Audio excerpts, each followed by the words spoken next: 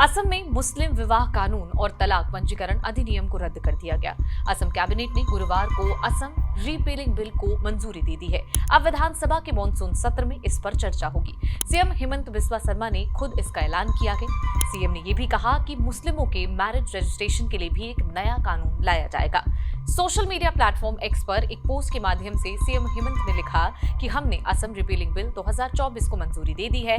इसके माध्यम से असम मुस्लिम विवाह और तलाक पंजीकरण अधिनियम और नियम 1935 को निरस्त करने का निर्णय लिया गया है, ताकि बाल विवाह और अतिरिक्त सुरक्षा उपाय की जा सके और बेटियों और बहनों के लिए न्याय सुनिश्चित हो। ऐसे में सवाल ये है कि आखिर मुस्लिम विवाह कानून में ऐसा क्या था जिसे असम सरकार को रद्द करने के लिए कानून लाना पड़ा। इस वीडियो में फैसले के बारे में आपको सब कुछ बताएंगे। स्वागत है आपका जनसत्ता पे, मैं हूं आपके साथ निहारिका श्रीवास्तव। सबसे पहले समझ लेते हैं कि क्या है असम का मुस्लिम विवाह और तलाक पंजीकरण अधिनियम। यह अधिनियम असम में मुस्लिम विवाह और तलाक पंजीकरण की प्रक्रिया का निर्धारण करता है। ये मुस्लिम पर्सनल लॉ बोर्ड के मुताबिक है। हालांकि 2010 तक असम में मुस्लिम विवाह और तलाक का रजिस्ट्रेशन अनिवार्य नहीं था। 2010 में सरकार ने इसमें संशोधन कर स्वैच्छिक शब्द को बदलकर अनिवार्य कर दिया, यानी कि यहाँ पर वॉलंटरी शब्द को हटाकर कंपलसरी कर दिया गया। कानून में पंजीकरण की प्रक्रिया भी बताई गई है। राज्य में मुस्लिम विवाह और तलाक के पंजीकरण करने के लिए भी किसी भी मुस्लिम व्यक्ति को लाइसेंस इसी अधिनियम के तहत मिलता है। इस अधिनियम का फायदा उठाकर ऐसे दूल्हा या दुल्हन भी शादी कर सकते हैं जिन्होंने 21 और 18 साल की आयु पूरी न की हो। सरकार ने इसे क्यों किया रद्द? असम सरकार का मानना है कि ये कानून बेहद पुराना है और वर्तमान हालातों के अनुरूप नहीं है।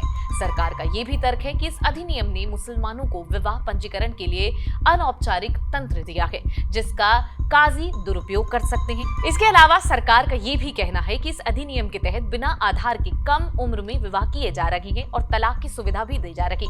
सरकार का दावा है कि इस कानून को रद्द करने से असम में बाल विवाह को खत्म करने में मदद मिलेगी। यूसीसी की दिशा में बढ़ रहा है आसाम।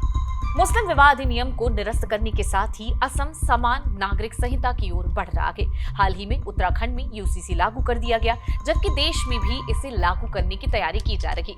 इस बीच असम सरकार ने ये फैसला किया कि यूसीसी की दिशा में कदम बढ़ा दिया जाए। असम सरकार का कहना है कि सरकार का लक्ष्य विभिन्न समुदाय के विवाह कानून को सुव्यवस्थित करना और समान कानूनी ढांचे को लाना है। अब विधानसभा में पेश होगा बिल।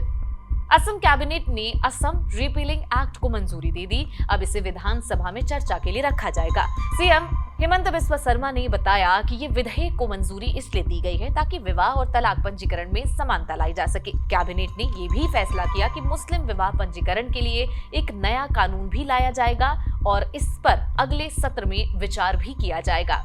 तो आपको ये वीडियो कैसा लगा? आपको बता दें कि इस बारे में आपको कोई भी डाउट हो तो आप कमेंट सेक्शन में हमसे पूछ सकते हैं। फिलहाल ऐसी तमाम खबरों के लिए, ऐसे एक्सप्लेनर के लिए जनसत्ता को सब्सक्राइब करना ना भूलें। बाकी की देश दुनिया की खबरों के लिए बने रहें जनसत्ता के साथ।